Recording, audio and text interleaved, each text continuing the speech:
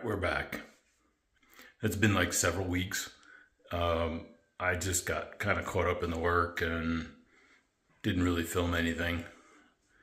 We put the sheetrock up on the ceiling and these three walls. So the room is just under 12 by 12, so I used 12-foot sheets. I can't move these sheets by myself, so I had my friend Melody come and help me. I bought a lift off Facebook Marketplace, and that was an excellent purchase. I sold it for exactly what I paid for it. I did try to use a rotozip blade to cut out the holes, and that turned out to be a disaster. Really need to be careful. I way overcut. So they fixed that when they did the mudding. We put the upper sheets on the walls first, using little blocks to position it to hold it up, to hold that sheet up, because the lift only goes up so far and only goes so vertical. And I had marked all the studs on the floor before I put it up, and so I was able to use the laser to line up exactly where I needed to put the screws, which made it much faster and much more accurate, because I never seem to be able to hit the stud when I'm putting screws in. So that really helped. I don't know how I live my life without a laser. Prior to this, I use it all the time. It's great.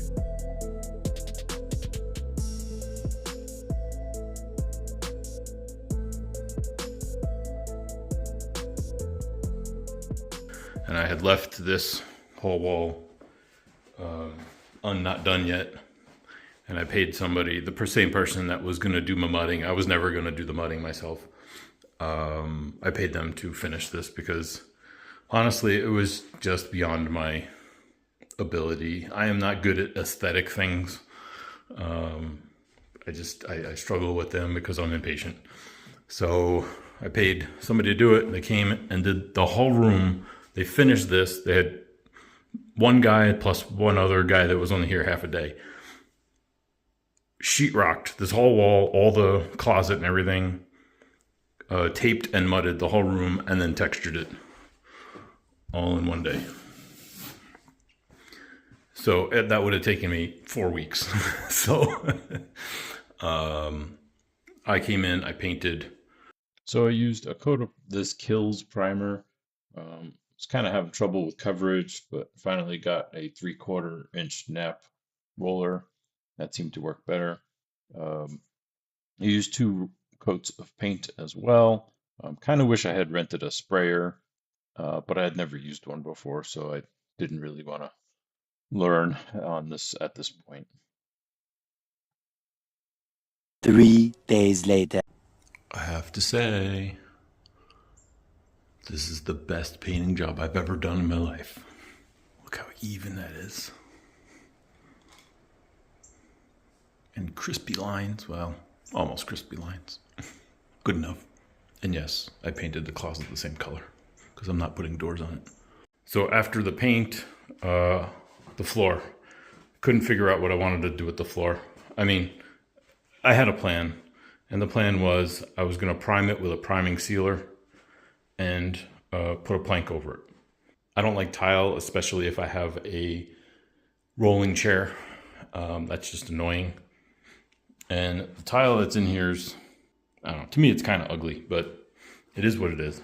The problem was I wasn't sure if the smell was still in the tile. I wanted to seal all that up. So I used this Bin primer. It's a shellac-based primer on the tile. Even I felt like that was a crime. But the alternative was to pull the tile out, and I wasn't going to do that. So I'll insert a couple of pictures of that process. I did take a couple of pictures. I just didn't take any video. And then I put down this life-proof floor. That went pretty easy. I think the whole room took me about 4 hours, and this one piece here at the threshold probably took me 40 minutes to get right. So that went pretty well. And then the trim. And like I said, I'm not good at stuff with aesthetics, even though I'm impressed with my trim. That one's not great, but It's not, at least it's not jagged. Aesthetic stuff, I'm not good at. And it came out okay. I spent a lot of time on it. I mean, it's not terrible. It's not perfect by any means, but I did my best and I caulked the rest. So it is what it is. It's good enough. I just pulled up my masking. I just painted the trim last night. Again, 2 coats on that. I just used I used the pine. I spent a little bit more on the pine trim instead of the MDF. I didn't really have good luck with the MDF last time. I prefer real wood. And it worked out good. It was already primed and I painted it. And I didn't get any paint on the floor, which was my biggest concern. So that worked out good. What do I have? Well, I got to get the outlet covers on. That's no big deal. I'm going to install this grill. I got to install that grill. I don't really have a light fixture for that right now. Maybe I do, maybe I don't. Actually, I probably don't. So I'm just going to cover that up right now. I ran wires for speakers. So before I remove this tarp, I think I'm going to install the speakers. So I might do that today. These speakers I believe are 8-inch, 2-way by Micca, M-I-C-C-A. I'll put a link in the description below. I just looked online and saw these were reasonably priced and had good ratings. So we'll see how they go. They got a crossover and a 8-inch woofer and a tweeter you can move around and point. So I mean I'm far from an audiophile, so these will be fine for what I need them for. So I don't want to put up here. I'm going to put one here and one right around there. I have a drawing that shows me where everything is. So I already ran the speaker wires there and I left them in the ceiling. I just have to figure out exactly where to place them that I don't hit any studs. And I think right around there's a little mark I put. So we'll do that and get these installed.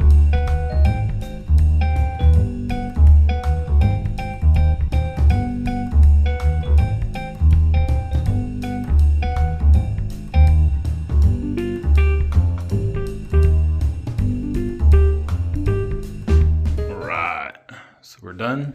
And those speaker wires come over to here. So I'm just gonna cut that, and those are the 2 ends of the speaker wire. Then next is the 2 cabinets. There's a cabinet there and a cabinet there, and then my desk. And I'm really hoping to get all that done by this weekend. But that's a lofty goal. As Mike Patey says, back to work. So the first problem is that these are IKEA cabinets. And they have this metal strip that you hang on the wall and you hang the cabinets on there. My house is such a mess, I don't know where those are. So I know where the cabinets are, I don't know where the metal brackets are, so I gotta go digging. Found them. So fortunately, I found a piece of paper that had some measurements on it that told me where these brackets go. I would just have to find some studs. Fortunately, I have those measurements here. That is a plumbing wall, so there's a bunch of stuff in here. So we need to be careful we don't hit the pecs. Whoops. So we know we got a stud at 21, a stud at 36, and a stud at 53. So we'll try to hit those 3 without hitting the pecs. So I marked where I thought the studs would be based on the measurements, and I wanted to double check.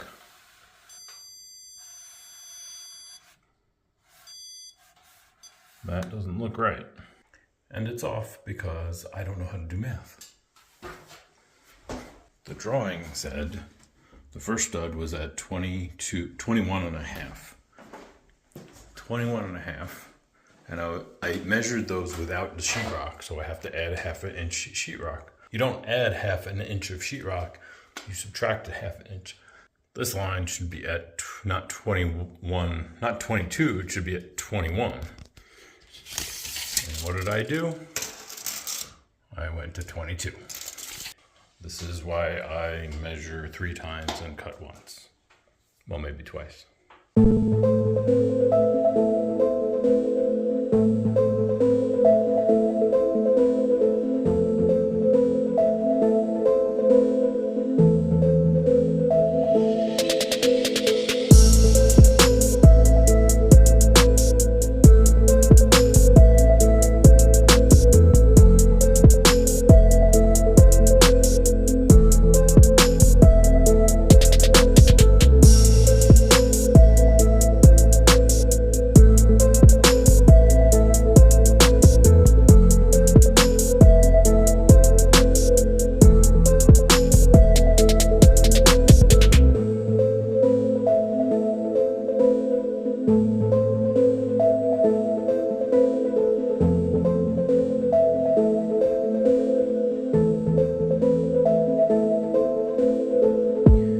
So I've spent like the past hour and a half marking where all the studs are based on my measurements and a stud finder and as best I can. So I've marked all the center lines of the studs so that I can figure out where I'm going to put this pile of brackets. You know, I changed this whole wall. I built this wall out as a 2x4 wall before it was a 2x2 fairing strip wall. So I used to have one in the corner right here. I can't put it in there anymore because the wall is a little bit farther out. There's no stud to screw into anymore. So I have to rearrange the brackets a little bit. But the ones I marked with an X are, so there'll be one there, one there. I'm still trying to figure this out. I think I'm gonna have one there this way. I'll have this one this way, and different to what I used to usually do. I usually am able to do it with just the brackets, but I'll have to put like a little block in that corner just to support that corner. I do like to build these desks so I can stand on them. I don't want to have to worry about it. I want it solid, so this should work pretty well. So we got 3 here. That's the end of the desk there. So we got 1, 2, and 3. Come out this way. This one will come out this way, so that'll give good support for the back corner there. And then I'll have another one here and a few there. And so the desk is built as 2 4x8 pieces of sheet of plywood, one there and one there. And then there's a center piece that gets connected to it. So here I am installing the brackets. We already have the studs all marked out, so it's easy to drill the whole pilot holes and install the lag bolts. I did have a problem with the lag bolts. If you don't buy quality lag bolts, they will break. I did make these brackets myself. I used them in my old house for the desk setup there, and they worked out really well. I then load tested each one by putting my full weight at the end of each pair of brackets. So I really hate these almond colored outlets, and they don't match my smart switches, so I'm just switching them out to the Decora style outlets in white. And here I am just putting the desk in, rolling the desk pieces in, placing them on the brackets, and cleaning up underneath because the brackets are in a different spot now. I need to move around the attachment, like I had cable attachments and various other things mounted to the underneath the desk. So I had to move those around. I then found out that one of the brackets was missing a hole because, again, they didn't go back in the same order that they came out of the old house. And I needed an extra hole for the underlighting to be passed through. This little cart I have is awesome. It was a little bit pricey, but it's great for moving around big sheets like that by yourself. So each one of these halves was created with a 4x8 piece of 3/4 inch plywood. And then I just have the little piece in the middle. I did have to extend that piece. This room is about a foot wider than my old room, so I replaced that middle piece, and that required me to replace the whole top of the desk. I couldn't find the tiles. These are just peel and stick vinyl tiles for a top. I couldn't find the tiles anymore. They didn't sell them because it's been years. So I ended up replacing it with this darker color tile. I'm just under there attaching the brackets to the tabletop using small lag screws, and we'll be good to go. All right, so it's been a while. since the last video I took. It's been long enough that my office is already a mess. Let's go ahead and give you a little quick tour. So here is the main desk. So over here I have my equipment cart. Still haven't really set that up yet, but I do have my soldering iron. There's kind of a bunch of junk here. I was making some boards, but that's kind of like my soldering station, you know, tinkering area. I got the microscope so I can see what I'm doing because I can't see anything anymore now that I'm old. We got the cabinets up here. Haven't filled them in at all yet. This is my work computer station. Don't get me started on the fact that none of the monitors line up. It's the way it is and it's the way it's got to be. I mean, I could fix it, but it's good enough. It works for me. So that's my work computer. Got my laptop back there. Everything is through one USB-C or Thunderbolt to a docking station. So this is a monitor that is plugged into this little neat little thing here that if I had this unplugged, I could put it down. And so I got an outlet, a couple outlets, USB-C, Ethernet. So this is great for if I want to temporarily set up some computer equipment here, which is kind of what I have right here. But that's I really like that. All in one, makes it easy. Got a couple of USB ports as well. These are both chargers. It's probably nothing, I don't know what the spec on it is, but it's probably nothing very fast or anything, but it's chargers that are built in. This USB 3 goes to a dongle, not a dongle, but a pigtail in the back. So I'll probably end up connecting that to this computer eventually, maybe, I don't know. And then that HDMI goes to this monitor, so I just have a spare monitor anytime I want to hook something up. Got my Ubiquiti cameras pumping into a Raspberry Pi 5 with a PoE hat. Running, I think it's RPi Serve, S-U-R-V. Actually, now it's called OpenServe because, yeah, there's another project now. It's OpenServe, S-U-R-V. And all it does is read the RTSP streams and display them. And you can configure the layout any way you want. It's really great. So these 4 monitors are all for my home computer. This computer is a Windows 7 machine. And I will run that machine until the day it dies. Love it. Works great. No problems with it. It's 15 years old. Maybe. Yeah, it's probably about 15 years old now. This is a 5.5-inch Android tablet that is powered by PoE and can be mounted in a double gang box. It's pretty nice. Works pretty well. I just have it running Home Assistant all the time. Eventually I'll mount it to the wall. I don't think I'm going to leave it on the desk. It'll either be on the wall, or I might just buy another one, put one in the wall, and then put one in a 3D enclosure, a 3D printed enclosure, so that it can be next to my bed.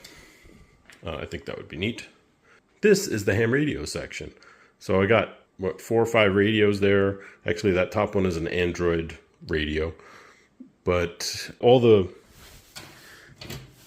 actual radio bodies are down here. So you got 1, 2, 3, 4. These 2 are make up a repeater. And there's actually a little mini PC in here with a switch and a power supply. So this rack is really cool too. The sides open up. Makes it super convenient. We previously covered all the wires that go in and out back there. This is actually all the parts that I need for the Mule, which I'll do a video on. I'm rebuilding the engine on that. This, I've mentioned before, is my 32-inch Android tablet. Fits perfectly right there. I love it.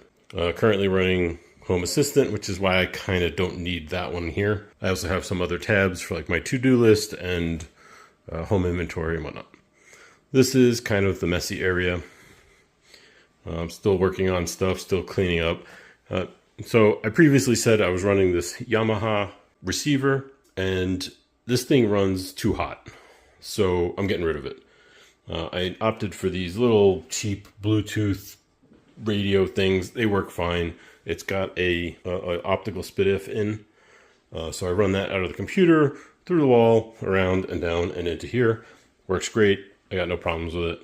I split it off and go to the sub as well. That works great as well. So eventually I'm going to clean all this up, get rid of that receiver that's coming out. So that'll simplify that kind of area over there. One of the things I really liked was I like indirect light, right? So if you notice the lighting in this area, like I have lighting underneath the cabinet pointing against the wall.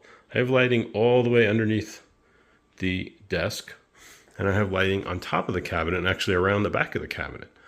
So it's very indirect. And this was kind of controversial, right? Because I got rid of the closet. Well, I mean, it's still a closet, but I'm not using it as a closet. My initial intent was to add shelves here, but I kind of like the clean look. I don't know if I want shelves there. But you notice I added lighting. So I added this quarter round up there, and I put a layer of LED strip up there. And there's a wire that goes from there down to this junction box, all the way around over to a 5-channel dimmer for the LED strips. You can see, ow, I just zapped myself. That goes into there, and I can control them here. They get very, very bright. I know it doesn't show up on camera, but this little power supply is great. It runs all the LED strips in here. It doesn't even get warm, or it is a little bit warm, but it's much cooler than the other 6-amp power supply I had. Docking station for the computer, 10 gig adapter. All the 2 computers have 10 gig fiber going to them. There's a UPS Ubiquiti 2.5G Flex, I think they call it. It's got a 10 gig port, so I run fiber into this, and it distributes all my Ethernet. There's actually another Ubiquiti switch. This is, I don't know what this one is, but it's got 4 ports of PoE, which is where I get anything that I need PoE for, like my phone, my SIP phone, which I haven't connected yet, or the Android, little Android tablet. That's about it. So this is my office now. Floor is done. Everything looks good. It doesn't smell, which is the most important part and why I did all this work. So I'm quite happy with it. It needs a little bit of cleaning, a little bit more organizing, a little bit more, putting stuff where it belongs, and we'll be good. I think that's it. So we'll catch you on the next one.